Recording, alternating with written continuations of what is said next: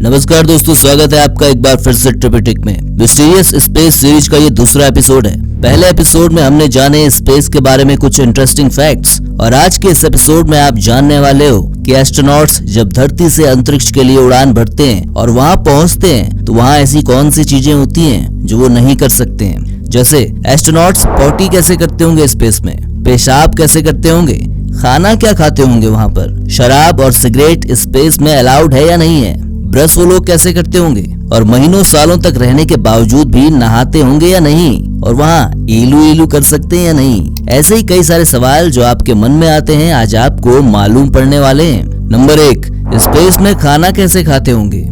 Astronauts के लिए खाने के लिए ऐसी चीजें रखी जाती हैं जो उस स्पेस क्राफ्ट के अंदर जगह भी कम घेरे और कम वजन की हो, और वो खाना भी ऐसा होता है जो आसानी से पच सके यानी कि डाइजेस्ट हो सके। एल्यूमिनियम या बायोमेटेलिक टिन के कैन या पाउच में रखकर एस्ट्रोनॉट्स के लिए धरती से खाना भेजा जाता है, और इसकी वजह से खाना फ्रेश ही रहता है। इन्हें एक बार ओपन कर देने के बाद 2 दिन के अंदर अंदर खाना होता है, क्योंकि दूसरे दिन के बाद से ये खाना सड़ने लगता है। स्पेस में हर दिन लगभग 1.7 किलोग्राम खाना एक एस्ट्रोनॉट के हिसाब से भेजा जाता है। वैसे आज एस्ट्रोनॉट भी हमारे जैसे ही अलग अलग तरीके का खाना खा सकते हैं। इंटरनेशनल स्पेस स्टेशन यानी ISS के मेनू में 100 से भी ज्यादा आइटम शामिल हैं। इसमें सब्जियों और फलों से लेकर पहले से तैयार किए गए खाने और डेजर्ट तक शामिल हैं। यहाँ तक कि केचप और मस्टर्ड भी इनमें शामिल हैं। हर दिन 3 बार का खाना इन्हें मिलता है, साथ ही स्नैक्स जो किसी भी समय खाए जा सकते हैं। ये सुनिश्चित करते हुए कि अंतरिक्ष यात्री हर दिन कम से कम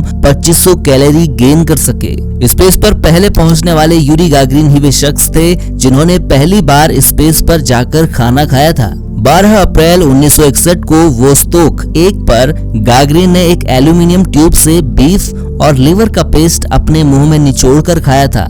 गागरिन अंतरिक्ष में चॉकलेट भी ले गए थे।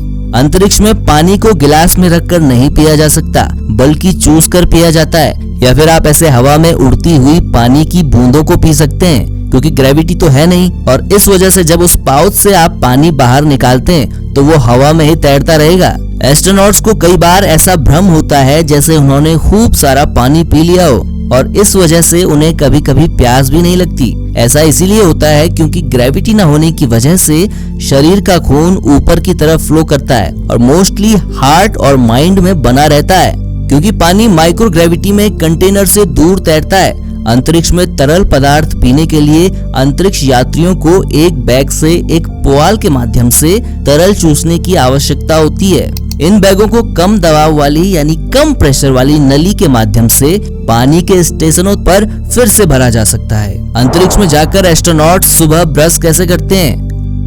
वहाँ ऊपर अंतरिक्ष में ब्रश करने के लिए एक स्पेशल टूथपेस्ट बनाया गया होता है। इसे नासा तैयार करता है, जिसका नाम है नासा डेंट। इसकी खासियत ये होती है कि ये नॉन फोमिंग होता है और इसे निगला जा सकता है। इसे निगल लेने पर कोई भी दिक्कत नहीं होती, क्योंकि इसे बनाया ही इस तरह से गया होता है। इससे ब्रश करने के बाद पानी से भरे एक पाउच से पानी को मुंह में लेकर साफ किया जाता है, कुल्ला किया जाता है, और इसी पानी को पी भी लिया जाता है। और एक बात, क्योंकि स्पेस में ग्रेविटी नहीं होती है तो इसीलिए वहाँ एस्ट्रोनॉट्स को मुंह बंद करके ही ब्रश करना पड़ता है।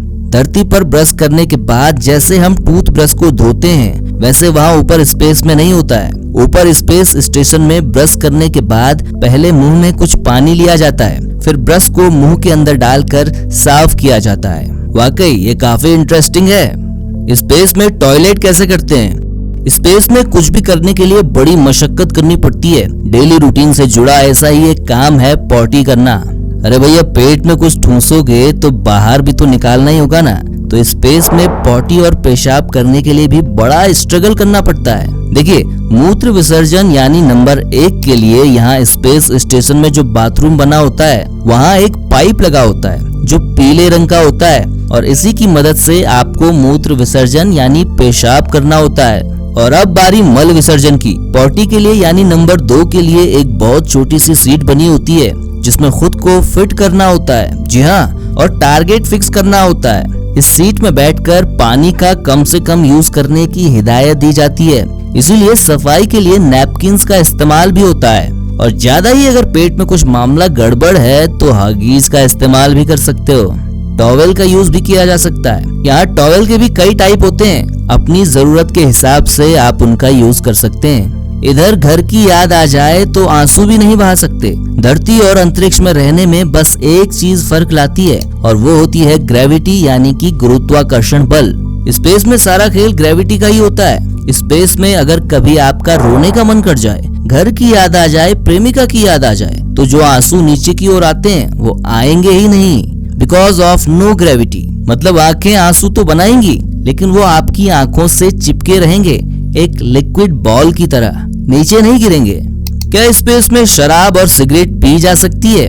पहले सिगरेट की बात करते हैं। देखिए, सिगरेट पीना स्पेस में अलाउड नहीं है क्योंकि ये स्पेस क्राफ्ट के अंदर मौजूद कीमती ऑक्सीजन को भी खराब करता है और इंटरनेशनल स्पेस स्टेशन में इसकी अनुमति भी नहीं है। इससे आग लगने का खतरा भी रहेगा।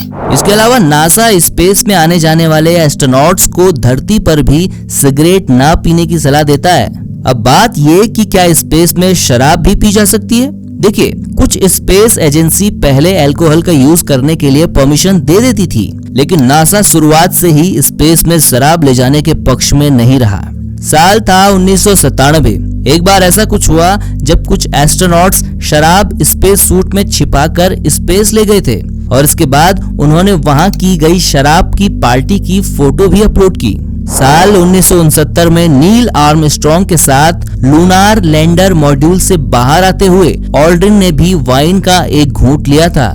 स्पेस में जो ISS यानी कि इंटरनेशनल स्पेस स्टेशन है, वहां भी शराब को पीने की अनुमति नहीं दी जाती है और न ही कोई mouth wash, perfume, after save जैसी चीजें वहां ले जाने की अनुमति होती है जिसमें अल्कोहल की मात्रा हो।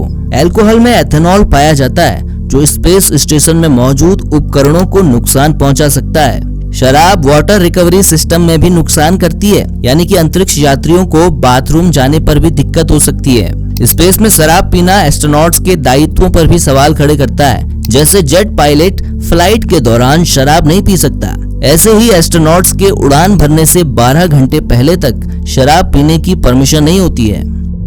स्पेस में सेविंग और बाल कैसे काटते होंगे? स्पेस में सेविंग करने के लिए एक अलग क्रीम आती है।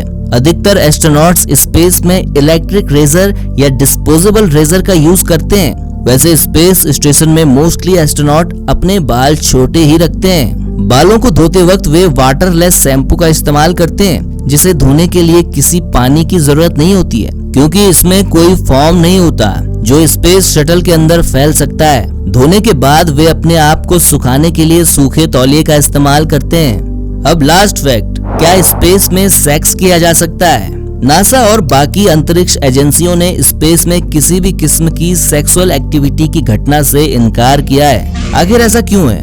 देखिए, जब माइक्रोग्रेविटी में यौन संबंध बनाने की बात आती है, यानी कि सेक्स करने की बात आती है, तो काफी दिक्कतें होती हैं। एक्सपर्ट्स का सुझाव ये है कि कम ग्रेविटी के कारण शरीर में ब्लड फ्लो यानी कि रक्त का प्रवाह और प्रेशर यानी कि दबाव खून को जननांगों में जाने के बजाय सिर की ओर बढ़ा देता है। यानी कि आपके शरीर के खून का फ्लो आपके प्राइवेट पार्ट्स की तरफ ना होकर आपके सर की तरफ हो जाता है और इस वजह से इंसान के लिए उत्तेजना महसूस कर पाना मुश्किल होता है।